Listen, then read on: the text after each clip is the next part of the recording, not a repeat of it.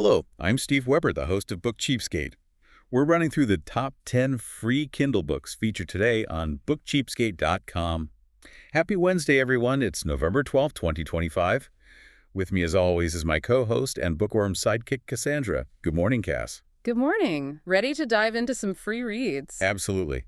We have got 10 really diverse free books today. I mean, everything from high-octane thrillers and historical sagas to self-help and even some classic lit. It's a great mix. Definitely something for everyone looking for their next free read. Okay, let's jump right in with book number 1, ALPHA. It's book 1 in the Black Flag series by Stephen Kunkley. Right, Kunkley. He's a Wall Street Journal bestseller known for these political thrillers, suspense genre. And this one sounds like it doesn't hold back. It's described as a pulse-pounding conspiracy thriller. Yeah, the setup is classic but intense. You've got Daniel Petrovich, former covert operative from this DoD Black Flag program.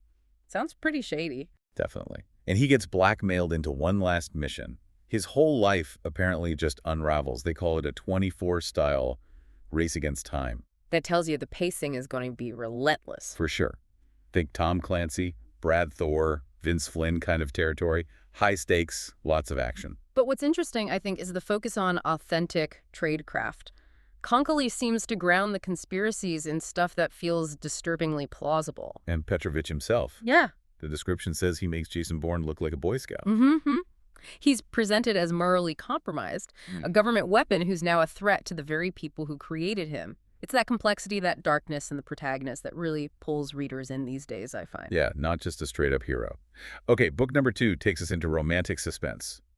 Cold Secrets by Toni Anderson. Ah, yes. Toni Anderson, she's a New York Times bestseller, really nails this genre. FBI romantic suspense. So what's the setup here? We've got an FBI supervisory special agent, Lucas Randall. Right, and he's paired with Ashley Chin, a computer expert. They're after international traffickers who've kidnapped a millionaire's daughter right off of Boston Street. High stakes from the get-go. Sounds intense. Anderson's strength is blending that suspense, the procedural element, with real romantic chemistry. But the twist here seems to be Ashley Chen. How so?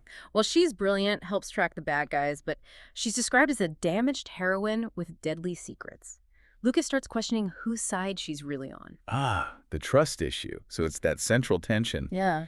Can they trust each other with their secrets, let alone their hearts, while trying to solve this massive case? Exactly. It adds another layer beyond just the external threat. Kind of like Sandra Brown or maybe Nora Roberts in suspense mode. Gotcha. Okay, let's shift gears dramatically for book 3.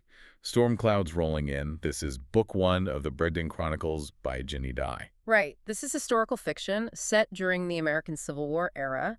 And just noting the tone here needs to be serious, given the subject matter. Absolutely. No humor here. So the series starts with Carrie Cromwell. She's described as a fiery, strong-willed Southern daughter. And she finds herself torn, right, between the traditions she grew up with and the really dangerous truths she uncovers, particularly through involvement with the Underground Railroad. This sounds like a huge undertaking, a whole saga. It really is. The notes emphasize that it portrays the era from multiple perspectives, black and white, free and enslaved, people from the North and the South. Dye apparently tackles the brutal reality of slavery directly, no romanticizing it. That sounds incredibly important, and the series is massively popular. Millions of readers. Yeah, it seems to have really struck a chord. It's immersive, covering the entire war and then Reconstruction afterwards, a huge historical sweep. Okay, sticking with thrillers, but moving back to contemporary times for book 4. Girl in Trouble. This is Alex Mercer, book 1 by Stacey Claflin. Claflin. USA Today bestseller. This one's a spin-off from her Gone trilogy, so it's in the conspiracy thriller vein again. And the premise. Wow. It's close to home for any parent, I imagine.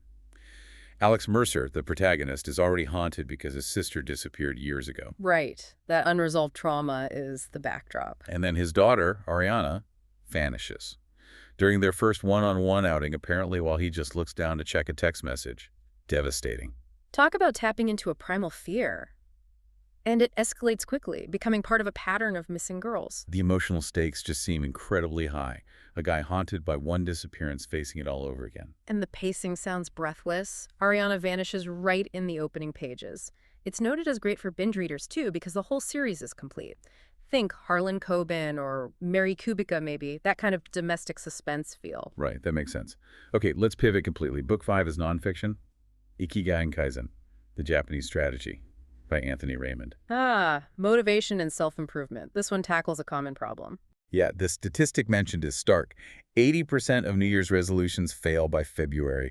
Why people struggle with procrastination, self-doubt, finding purpose, all that good stuff. We've all been there. So, what's the solution offered here? It seems to center on three Japanese concepts. Right.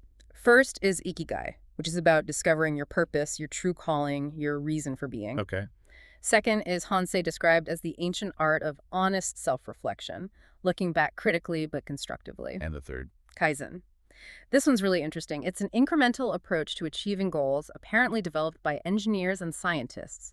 Small, continuous improvements. So, Ikigai for direction, Hansei for reflection, and Kaizen for action. Exactly. It offers a practical system, maybe unlike some Western advice that can feel a bit rigid or just vague. The analysis highlights Kaizen as particularly powerful. Why is that? Because it directly fights that all-or-nothing thinking, where you mess up once and just quit. Kaizen is all about making tiny, consistent improvements, 1% better each day. That sounds manageable. The book promises to improve productivity by a factor of 10. That's a bold claim. It is, but the principle seems sound. Applicable whether you're a student, a busy parent, an entrepreneur, anyone trying to make progress, sort of like Atomic Habits or The Power of Habit, and that focus on small changes. Interesting stuff. Okay, back to fiction. Book number 6, Seductive Secrets. This is Secret Leaves, Book 1 by Jerry Hines. Regency, historical mystery, and romance. Got the blend going on. Definitely. The setup is classic Regency conflict. You have Alice Hythe, daughter of England's most notorious traitor. She's trying to clear his name. Okay, high stakes for her reputation right away. And then there's Lord Julian Castellan. He hates Alice's father, believes the father murdered his brother. So, instant animosity. Enemies to lovers, basically. Totally. But with real political intrigue mixed in, he apparently rescues her from some danger, and things start to get complicated between them. The whole traitor's daughter thing creates automatic drama. And the historical elements, the Regency Society, the conspiracy, they aren't just wallpaper here. They're central to the plot. The core question seems to be, can their feelings overcome the, sins of their fathers? Kind of reminds me of Lisa Kleypas or Amanda Quick. It makes sense. All right, Book 7 takes us way out there. Atlantis Devil Sea by Bob Mayer. Bob Mayer, New York Times bestseller, former Green Beret. He writes these big, sprawling adventure stories. This one is sci-fi adventure with time travel. And the scope sounds massive. A war across time against something called the Shadow. Yeah, this malevolent force. And Mayer connects the Shadow to all these huge historical mysteries. Like what? Okay, get this. Amelia Earhart's disappearance in 1937, the destruction of the Minoan civilization back in 1628 BC, the eruption of Vesuvius that buried Pompeii in 79 AD, even the Chernobyl disaster in 1986. Whoa, he ties all of those together. That's audacious. It's extremely ambitious premise, right? Weaving all these disparate events into a single ongoing conflict across history. So how does the present day fit in? There's a hero, Eric Dane, another former Green Beret. And he has to track down mystical crystal skulls to use as a weapon against the Shadow. It sounds wild, but... Yeah, how do you keep that grounded? Well, that's where Mayer's background likely comes in. The military detail, the tight plotting, the action, it apparently keeps things feeling somewhat grounded despite the cosmic time-bending scale. Think James Rollins or Steve Barry, that blend of history, action, and high-concept ideas. Okay, that helps place it. Now for something steamy. Book 8 is A Cursed Bride for the Duke. Cursed Bride's Book 1 by Harriet Caves. Historical Regency romance, but flagged as dark, possessive, and steamy. So a different flavor of Regency. Yeah, and there's a specific quote highlighted for me to read. Okay, here it is. When I claim you, Duchess, you will scream my name freely, loudly, and without restraint. Wow. Okay, so that sets a certain tone. Definitely possessive. No kidding. The plot involves a widowed Lady Genevieve who's supposedly cursed. And Duke Wilhelm, he's back for vengeance against people who betrayed him. And his plan involves her. Yep. He plans to marry her and use her tarnished reputation to somehow destroy his enemies. Classic marriage of convenience, but for revenge. But then, presumably, real feelings get in the way. The description says his plan gets disrupted when his hunger for her ignites. Sounds like it. So this taps into that Gothic atmosphere, intense power dynamics, morally gray heroes, a darker take on the Regency world, maybe like Catherine Ann Kingsley or Sarah McLean, authors who play with those darker themes in romance. Right. Okay, Book 9 is another huge value proposition, Lucky's Marines. The Ultimate Collection, books 1 through 13 by Joshua James. 13 books for free. That's incredible value. Genre here is space exploration sci-fi, military sci-fi specifically. And the protagonist sounds unusual for military sci-fi. Lance Corporal Lucky Lee Savage survived 157 missions apparently through sheer luck, not skill. That's refreshing, actually. Not the typical super soldier. Makes him relatable, fallible. So what's the conflict?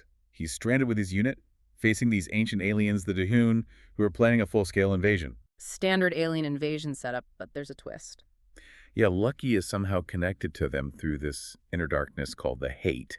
And this hate might be humanity's only hope against them. Okay, so you've got the gritty military realism, maybe like Old Man's War, but combined with this internal, almost psychological or cosmic horror element, the hate sounds intriguing. It definitely elevates it beyond just pew-pew space battles. That internal struggle adds a whole other dimension. Yeah, the psychological horror aspect sounds like it could be really compelling, maybe pushing into Warhammer 40K territory in terms of tone. Okay, finally, book number 10.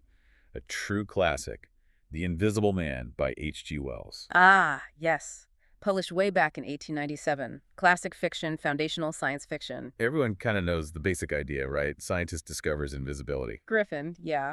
But the story isn't just about the cool science trick. It's about what that power does to him. His triumph quickly turns sour. How so? Isolation, paranoia. It leads to a complete moral collapse. He becomes this murderous madman, terrorizing the countryside. So it works on two levels.